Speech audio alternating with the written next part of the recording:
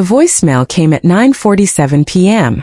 I remember the exact time because the phone lit up beside my bed, and for a second I thought about ignoring it.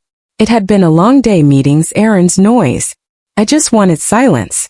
So when I saw Mom flashing on the screen, I hesitated. She'd probably remind me to eat, or ask if I'd found that old photo album she wanted back. She always called late. Said nights were when her thoughts got lonely. But that night I didn't pick up. I let it ring. The voicemail icon blinked quietly after.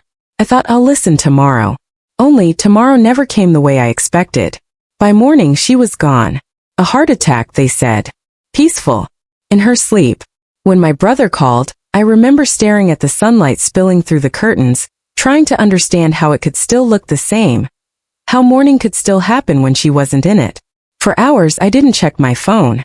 When I finally did, there it was. That tiny orange dot waiting. A message from her. Left just hours before she left me. I didn't press play right away. Something in me wasn't ready to hear her voice in past tense. But eventually, I did. And that's where this story really begins. My mother wasn't the soft kind of woman most people imagine when they hear the word mom. She wasn't all cookies and lullabies. She was the kind who stood straight even when she was tired. The kind who said, "You don't have to like it, you just have to do it." She raised 3 of us mostly on her own. Dad left when I was 9, and I think that day hardened something in her. After that, love came out of her like discipline, like direction. If she packed your lunch, she'd slip in an apple and say, "Fiber's important." If you fell, she'd help you up, dust you off and say, "You're fine." She was right, I always was. We weren't a hugging family. We showed love in grocery store receipts and folded laundry. But sometimes I caught her watching me quietly, especially when I came home late from work, still in my office clothes. She'd look at me like she was trying to memorize my face. Once I asked her, "What are you looking at?" She smiled small, tired, and said, "Just time." That's how she spoke, in pieces of poetry she didn't even know she was writing. When she got older, her world started shrinking. No more long walks. Fewer phone calls. Her hands would tremble when she poured tea. Still, she'd insist she was fine. "Don't worry about me," she'd say. "Go live your life." So I did. Or tried to. I'd call her every few days, sometimes more out of routine than emotion. Our talks were short. She'd ask about work, I'd ask about her medicine. There was a comfort in the ordinary, like as long as we said those small things, everything else would stay in place.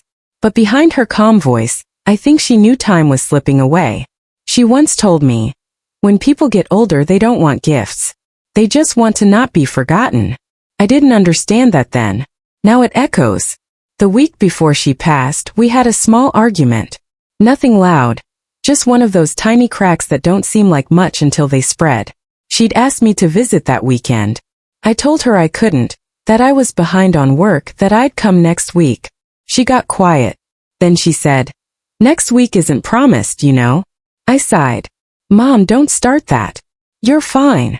She laughed, that soft, knowing kind of laugh that mothers use when they've already said goodbye in their head. "All right," she said.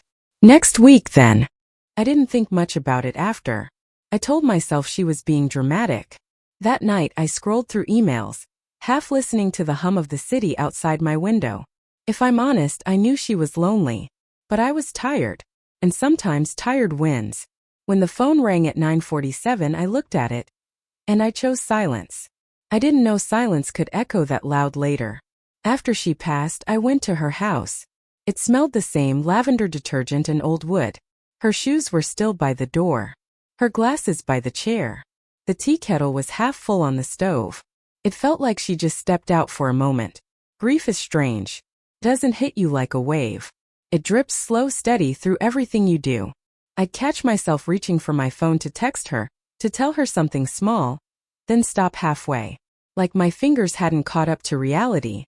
And then one night I remembered the voicemail. It had been sitting there for days, waiting. I turned the phone over in my hand, staring at that little play button. My heart was loud. Pressed it. Her voice filled the room, soft and shaky. "Hi, honey. It's me." There was a pause, the sound of her breathing. Then she laughed a little. "I guess you're busy.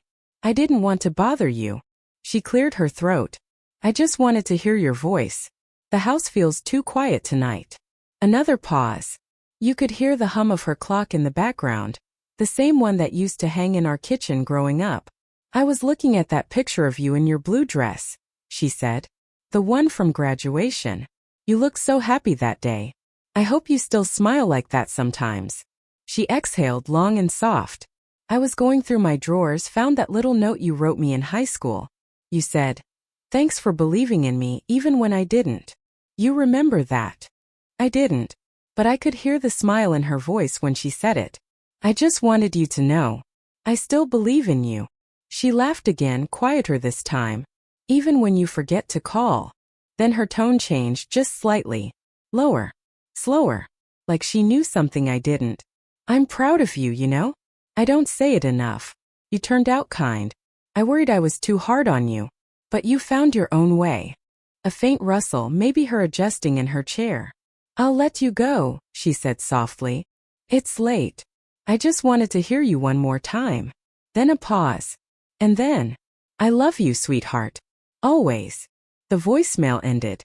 Just a click. I sat there holding my phone like it was her hand. Tears didn't come right away. It was like my body didn't know which part of that message to feel first. Her voice sounded so alive. So present. Played it again. And again. Each time it hurt differently. Sometimes it was her laugh that broke me. Sometimes the way she said, always. There's something cruel and beautiful about hearing someone's voice when you can't answer back. It's like time offering you one last breath, and then taking it away. For weeks after, I'd play that voicemail before bed. Not to cry, just to remember. To keep her close in the only way I could. But one night, months later, something shifted. I was sitting in my car after work, the same voicemail playing through the speakers. And for the first time I noticed the small things. The way she took a breath before speaking, the tiny click of her ring hitting the phone, the sound of the clock. She wasn't just saying goodbye. She was saying she was ready. And maybe deep down she knew I wasn't. It's been 3 years now. The voicemail is still saved on my phone. I back it up every few months just to be sure. People tell me I should delete it. That holding on keeps you from moving on. But I think sometimes holding on is moving on. Just slower. I still talk to her sometimes. Not out loud, just in my head when I'm driving or making tea. I tell her about small things. The new job. The stray cat that keeps visiting my porch. And I imagine her saying, "Don't feed it, it'll never leave." The truth is, grief doesn't disappear.